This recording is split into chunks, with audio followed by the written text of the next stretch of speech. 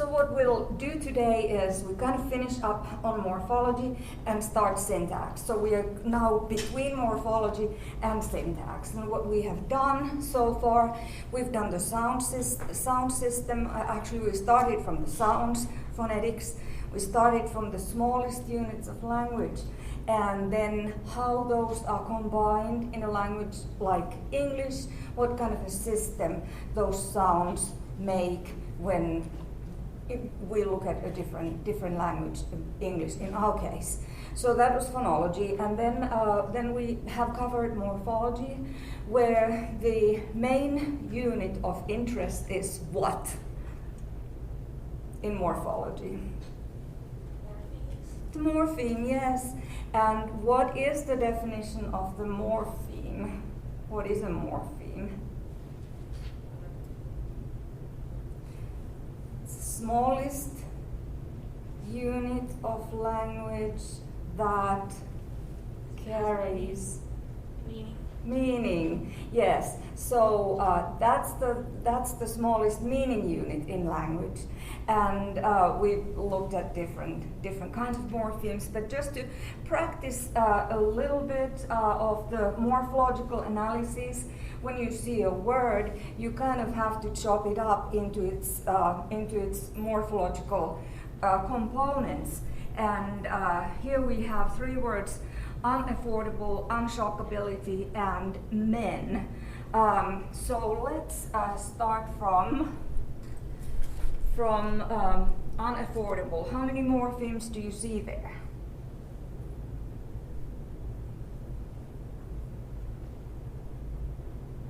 Yes, three. There's three. So we look for the base, and the base is in some linguistics books referred to as the stem or the root. There are little technical differences there, but talking about bases, that's an understandable way of looking at it. So base or stem or root. Here, affordable is the base, right? Because that's the unit that we. No, afford. I'm sorry, afford. That's the unit that we use in English when we start building the word, making more meanings out of that word. So, which one do we add first, the prefix or the suffix? Do we make it into affordable first or unafford? The suffix, right? So we add the able suffix there. And what is the part of speech of afford? Afford, noun, verb, adjective, adverb. It's a verb, yes. And what does it become when we add able there at the end?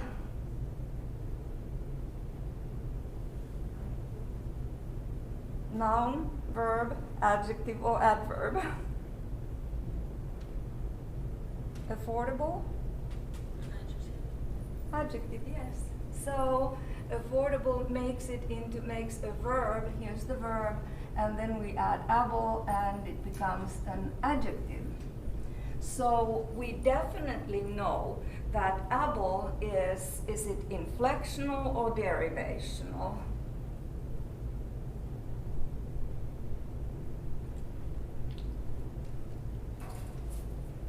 Inflectional or derivational?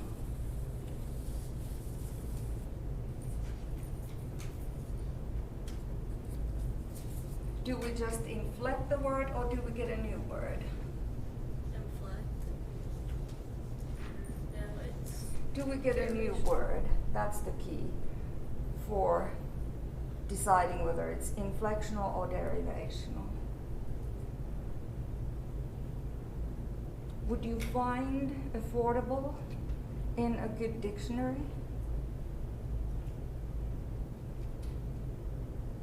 Probably, right? So we know for sure. Let's start from here. Afford is the free base, so that's another thing we need to think about. Is the morpheme free or bound. So afford is the free base, and we can talk about whether able is free or bound in a second. So it's a derivational because we derive a new word. Derivational, prefix or suffix? Able.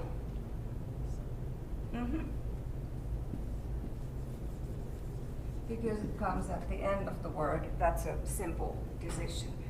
And now let's talk about whether able is free or bound. What do you think? What is your gut feeling?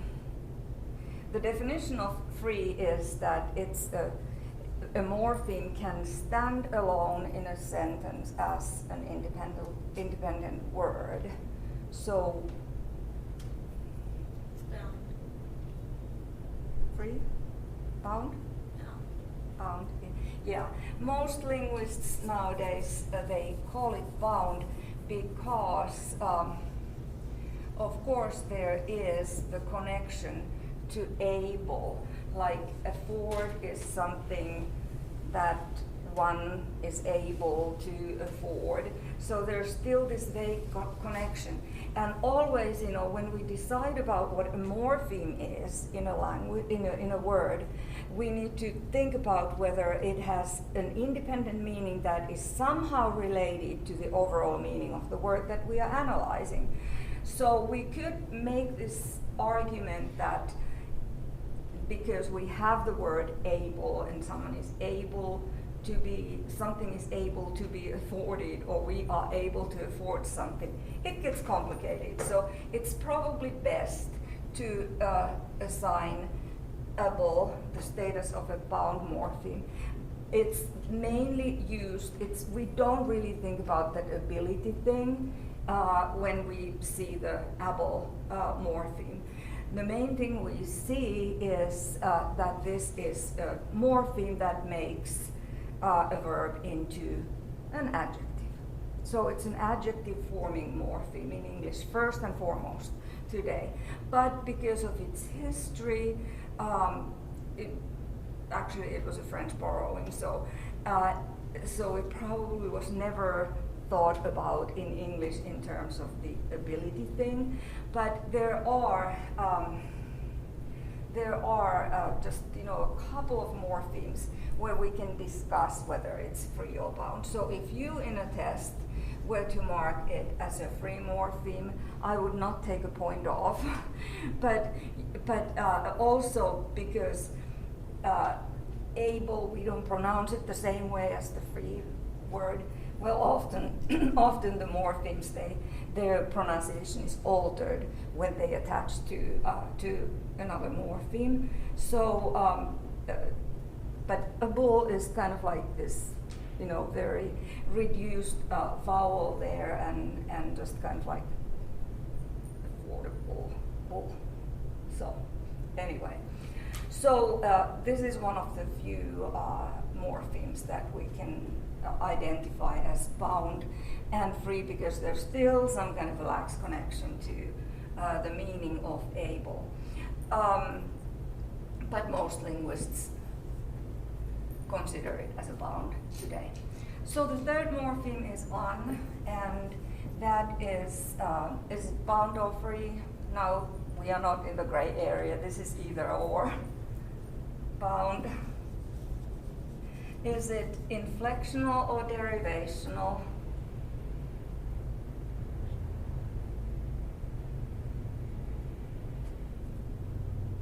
Do we get a new word from affordable? A completely new word, which means a different thing. Affordable versus unaffordable. This house is affordable, this house is unaffordable. Are those two different things? Sure. Yes. Therefore, the morpheme is derivational. Good. We derive a new word, so it's a derivational morpheme. Prefix or suffix, this is the easy part. Prefix. Yep. Any questions? Okay, let's do unshockability. How many morphemes do you see there?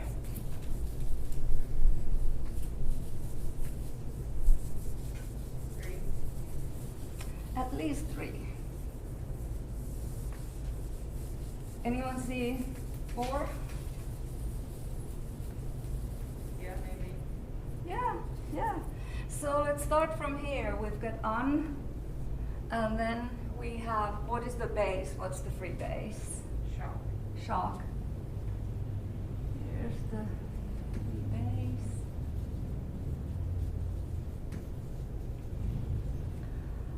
And I promised you 4 morphemes, so what is the next one? Sometimes, you know, the orthography, the spelling system, it kind of makes this harder for us to, we can't really draw nice lines or see these meanings here, but what is the next meaning? We have un, we have shock, and then the next one is able. Except it gets spelled differently when it appears in you know, between 2 other morphemes here. So, but it still has the same function as in unaffordable. So we have shockable and unshockable, and if we didn't have this final suffix there, it would be written able. So the last one is iti, able, and on. So let's analyze on, free or bound. Bound, inflectional, derivational, and prefix or suffix. Good. Then we have able, and this is of course the same analysis as earlier. Let's call it bound because it's kind of, you know, if you call it free, that would be okay, but that's a little bit of a stress in present day English already. So bound, derivational, as we decided, because it creates a new word, and also, of course, not also, but it's a prefix or suffix? Suffix, yes. And then the last one. So let's go back a little bit. And what is the part of speech of the base, shock?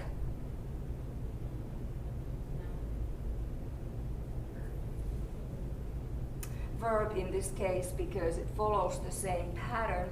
Afford, affordable, shock, shockable. So it shocked me. So we start from a verb, then we get then we add able, shock, shockable. It becomes what? When we add this one. So the verb becomes an adjective, right? Shockable. And then we negate it, and it becomes another adjective, but a different adjective, unshockable. What does it become when we add the iti at the end? What is the part of speech of the whole word, unshockability? Noun, yes. So this is a noun forming suffix in English. And is it free or bound?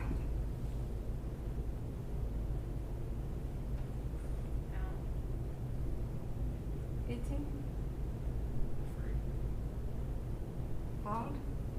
Because it can't appear alone in a sentence. Derivational or inflectional?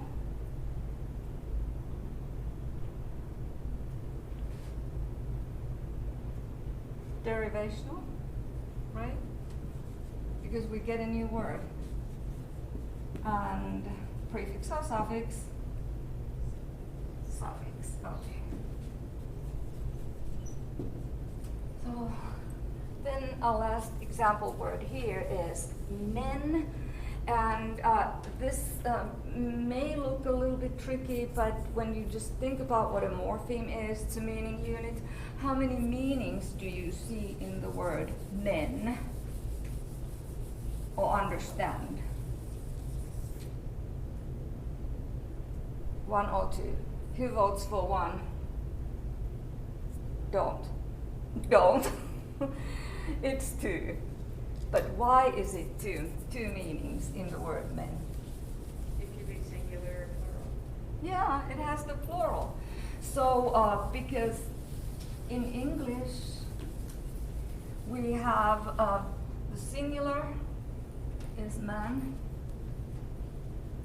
and the plural is men, and those have 2 different meanings. If you say I saw men, it means a different thing than I saw a man.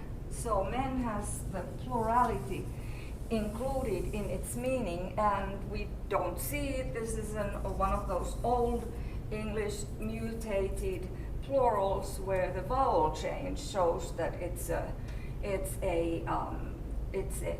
there's a different meaning. So so men has 2 morphemes, man, the free base, because that meaning is there. And then the meaning of a plural, which in this case is difficult to indicate. It's not that we don't say mans. English could have developed so that we would say 1 man, 2 mans, but it didn't, so we have kept this older form.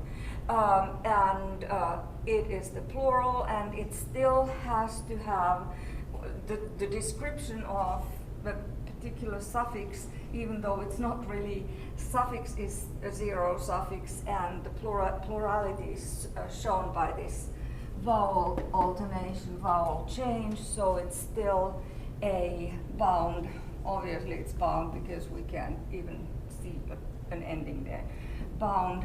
And is it inflectional or derivational? Do we get a new word by making man into the plural men? We don't get a new word, we just inflect the existing word. And you know, if we have like a numeral here in front of it, bigger than 1, 2, men, the English grammar requires the form men, so it's bound inflectional. And even though we can't see it, we still have to call it a suffix because that's how the inflectional morphemes are all suffixes in English. Now they're actually in pre-Old English there was an ending there, and that ending was, it had an E in it, and that E caused the low vowel R to, low back vowel R to become a fronted vowel. But we don't know that today, but it's still, we still routinely call it a suffix. Okay, so I hope you do the exercises. I've posted the exercises in the book on morphology. Do carry out this kind of morphological analysis and check your answers against the answer key. I probably posted it under week 7. So if you, I try to keep the current week up on at the topmost link on Blackboard. So if you want to go to an earlier week, just scroll down to the bottom of that list and you'll find week 7 there, and week 6 and 5 and so on. So when you study for a test, for instance, you might want to go and make sure that you have opened all the links and studied them. So let's move on. We are now at the borderline between morphology and syntax. And syntax is the study of the structure of phrases and sentences. So morphology is the study of the word, and now we are moving to syntax, which is the study of how we put those words together to build grammatical English phrases and grammatical English sentences. Okay, so we'll be studying this for this week, and the entire next week as well. And before we do that, it's important to know the notions, the parts of speech, because that's on what this whole discussion is going to be based. So we have nouns,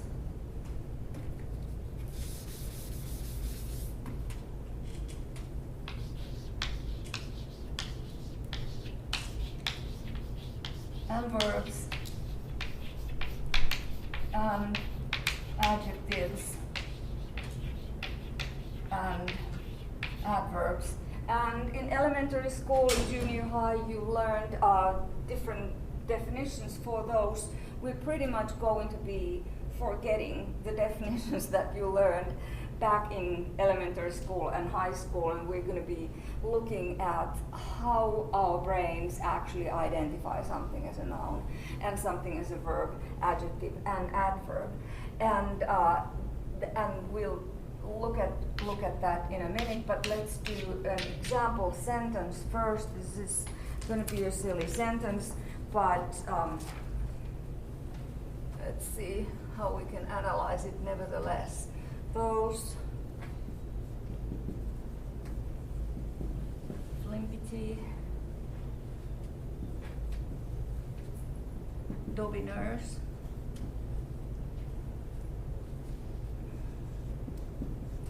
will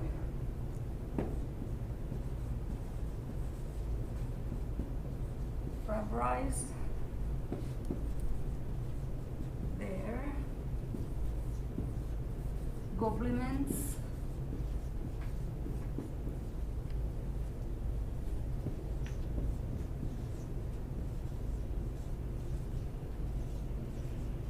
steperously after the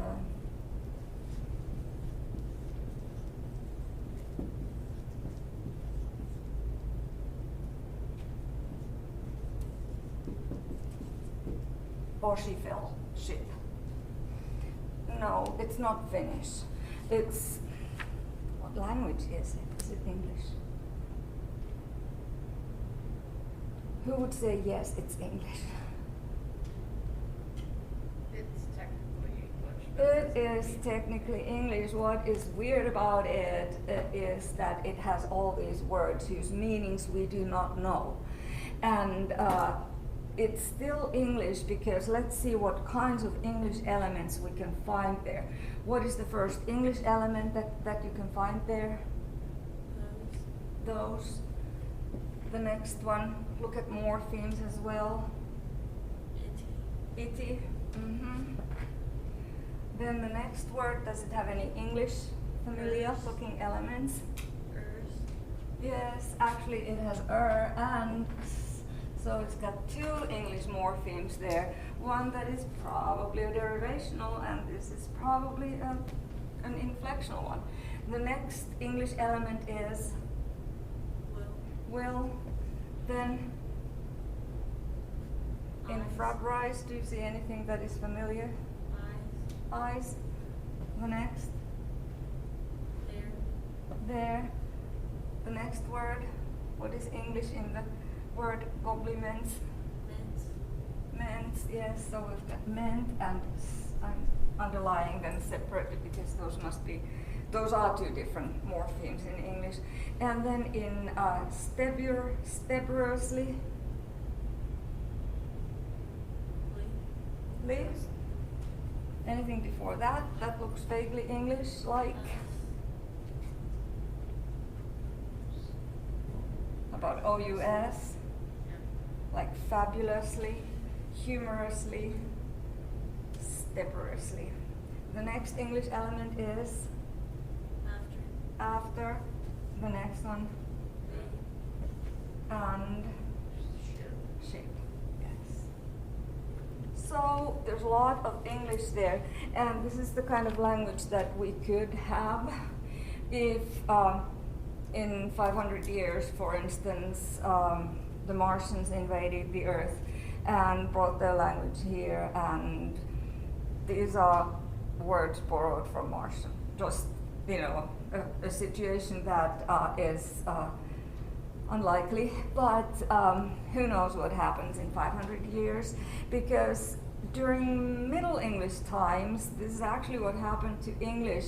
We have a whole lot of French words in English, also Latin and Greek, but now I'm talking about the Norman conquest, when William the Conqueror came in 1066, conquered England, brought French as part of the conquest, and French was the official language of England for 300 years. So we have, if we start looking at any text, we find a situation like this, where the French words they are the content words, the form class word, the form class words, and the open class words. So what we have here is a list, and I've posted on this already earlier. So these are called form class words.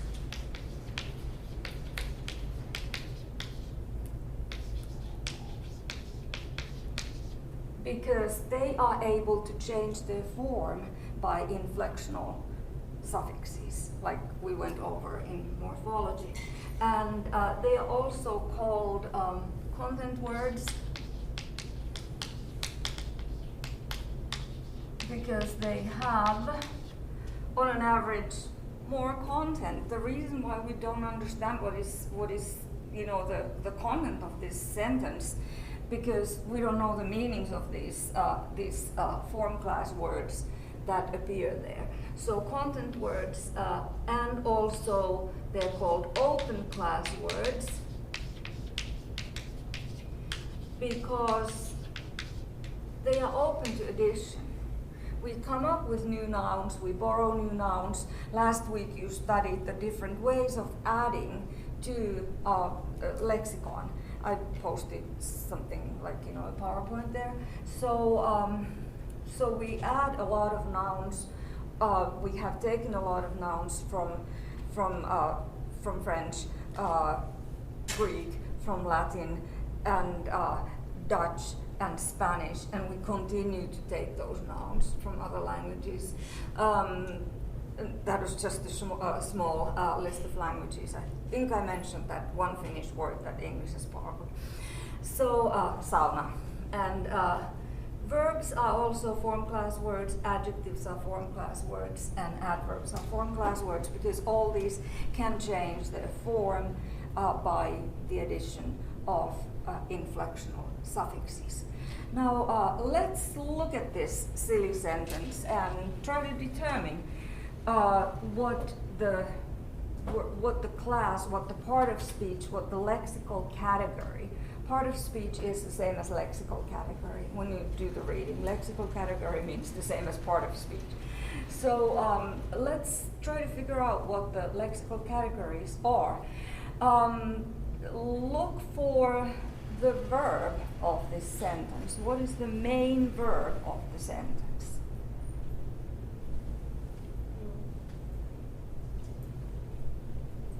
Verbalize, right? Yes. So that would be the verb. But why? How do you know? How do you know? Because you don't know what verbalize means. How do you know it's a verb? How does your brain know? It comes after will. It comes after will, yes. And will is what? You probably have heard will and will, may, can, could, would, shall, should, must being referred to as helping verbs. In linguistics, they are typically called auxiliaries. So will is an auxiliary. And that was a really good observation, because what auxiliaries do, auxiliaries are not form class words, they are function words, grammatical words.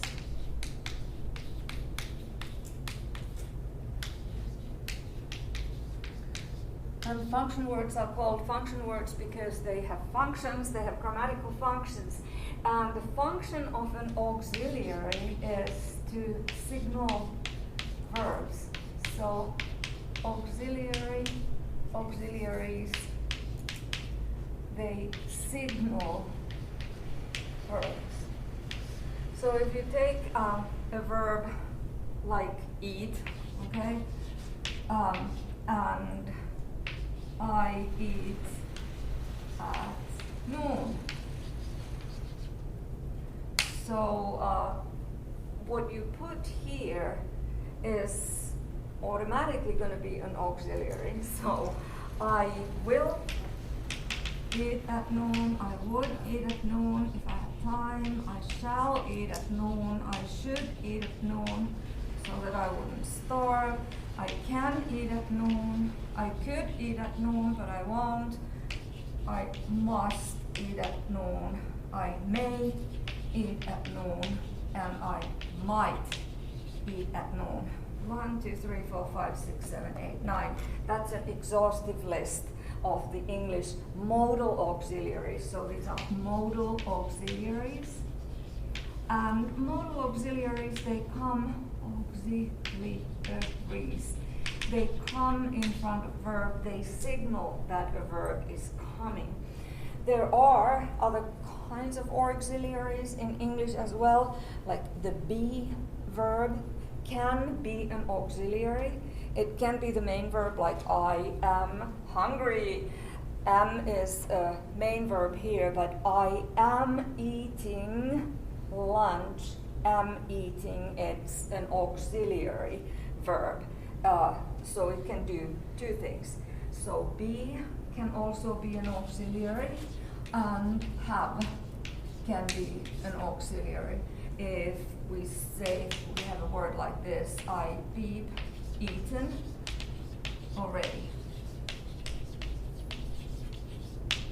So have would fit into that slot also, except that, have comes with the past participle suffix. I have eaten already. Or what is the suffix that be comes with when it's used as an auxiliary verb? It comes with ing. So I am eating, he is eating, you are eating, we are eating. And have comes with en if it's the auxiliary verb. So the point here, these auxiliary verbs, auxiliaries, there was an inflectional suffix missing. Auxiliaries signal verbs. And that's one of the ways that allows your brain to figure out that Fabrise is a verb here. So what you did was you used a syntactic criterion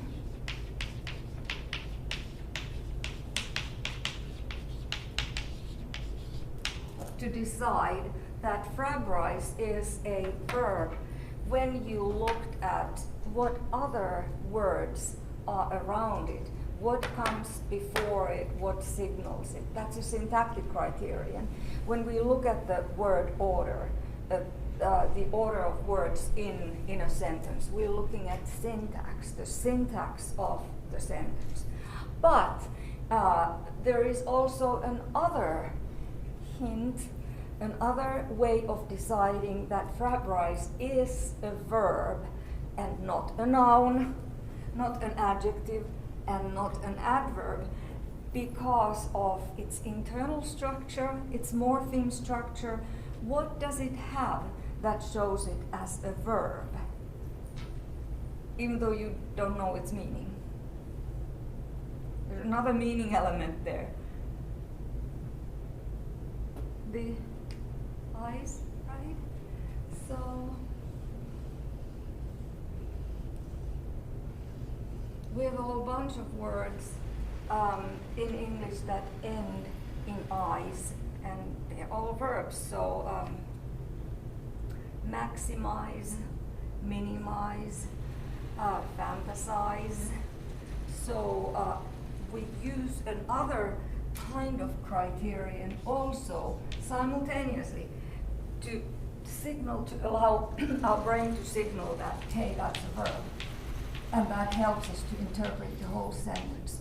So we also use morphological criteria. We use these two kinds of criteria in order to decide what the part of speech of a particular word is, even though we don't necessarily know its meaning.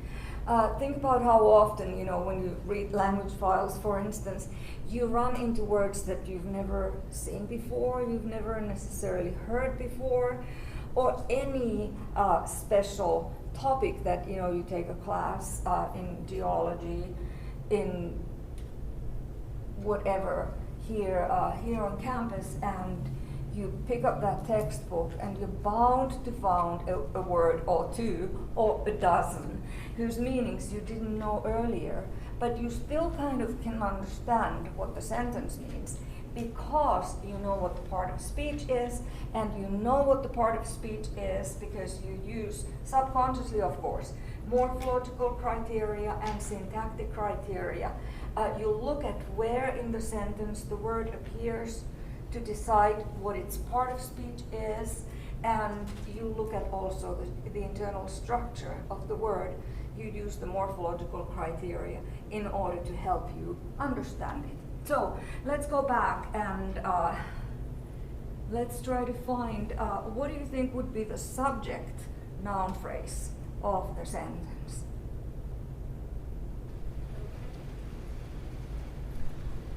Dobiners would be the head of the subject noun phrase. And the whole subject noun phrase is what? Those flimpity dobiners. That would be the entire subject noun phrase. And we know this because once you've located the verb in the sentence, you know that in English is a subject, verb, object language.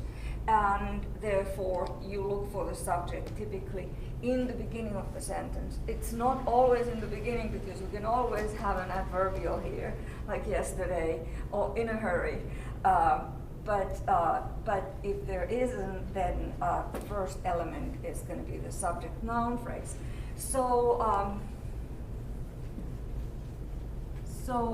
Dobiners is the head of that subject noun phrase. We could have something like those silly ducks, or these nice men. So what helped you to figure out that Dobiners is the head of the subject noun phrase, and therefore its part of speech is what? Noun, verb, adjective, adverb? Noun. So it's a noun. Okay. And what helped you to decide that?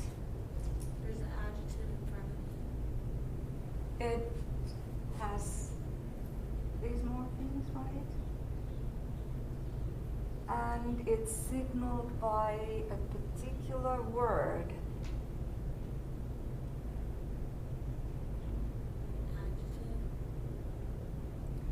Flimpity would be not necessarily signaling it, it's an optional element in the noun phrase structure, but those, right?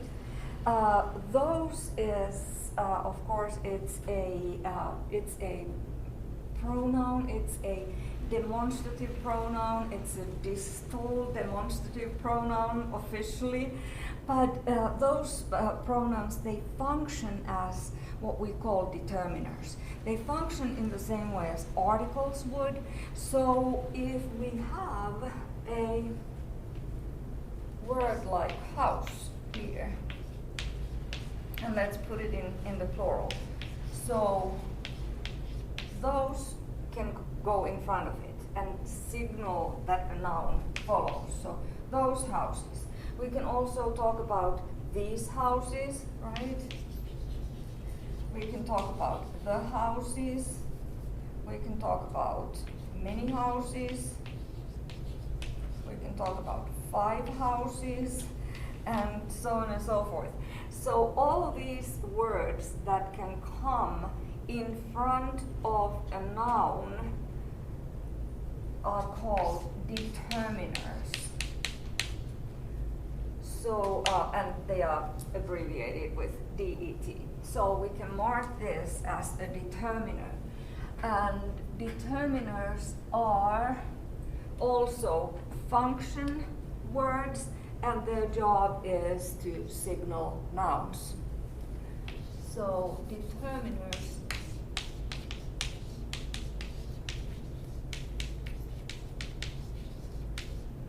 signal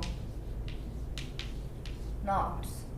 So we know that if there's a determiner, which are very often, they are like articles, the definite article, the, or an indefinite article, which wouldn't work with houses because it only appears with countable singular nouns. But if we have house, then we can put a in front of it. A house, one house, this house, or that house. The singular forms of the that is the singular form of those. This is the singular form of these. So these kinds of words, like very often the definite and indefinite article, like a house of the house, they are in sentences, and they help our brains to figure out that if there's a determiner, there's got to be a noun coming. Okay, and that's why we can confidently say that Dobiners is, well, not yet confidently, but we can hypothesize that Dobiners is that noun that is signaled by the determiner. Is that a syntactic or a morphological criterion?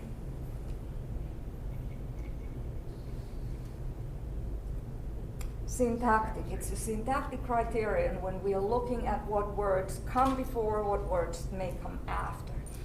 So what is flimpity then? An adjective? Yeah.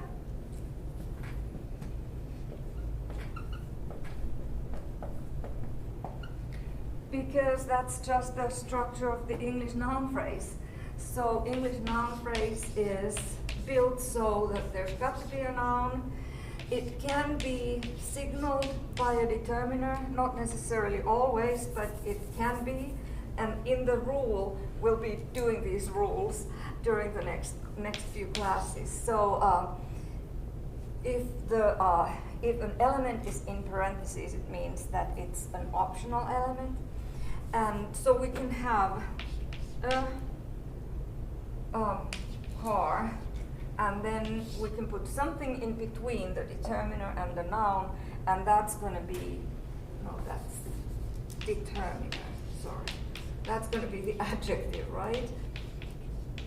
So whatever comes in this syntactic slot between a determiner and noun, it's going to be an adjective. So we can say a red car, a blue car, a small car, a fast car, a fancy car,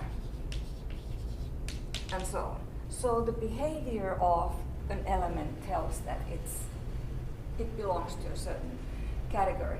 Now, when we look at the placement of flimpity, we don't know what flimpity is, but we can hypothesize based on its placement. Is that a syntactic or a morphological criterion?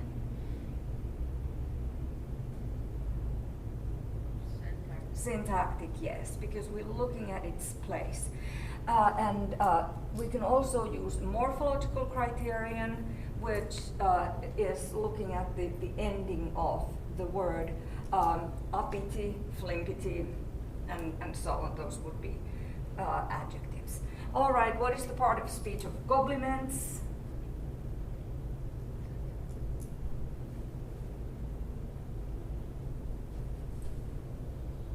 Noun, verb, adjective, adverb, not an adjective, A noun? Yeah. So it's a noun. How do you know? Because you don't know what a complement is. And in elementary school, you learned that a noun is a what? Person, place, or a thing, or an idea. But we don't know what complements is. We don't know the meaning, so we don't know whether it's a person, place, or a thing. So that definition is not good. We don't actually use that very often. We use the syntactic and morphological criteria. So how do you know? You know because it's preceded by there, which is a determiner. Possessive pronouns function as determiners. So it's signaled by a determiner. And the morphological criterion also tells us, confirms us that it's a noun because it's got the ment. We've got other nouns that have ment, apartment, department, judgment, engagement, and so on. And of course, it seems to have a plural ending as well. Just quickly, what is the part of speech of strenuously?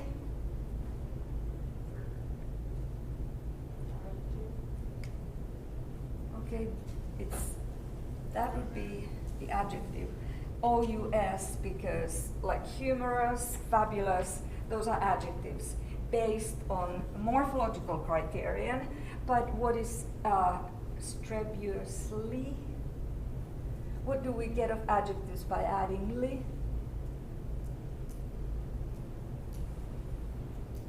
Nouns? Verbs? Other adjectives? Adverbs? Adverbs, yes. So this is an adverb, and adverbs tend to come after, at the end of the word also, at the end of the sentence. That would be the syntactic criterion. Part of speech of boshy fellowship.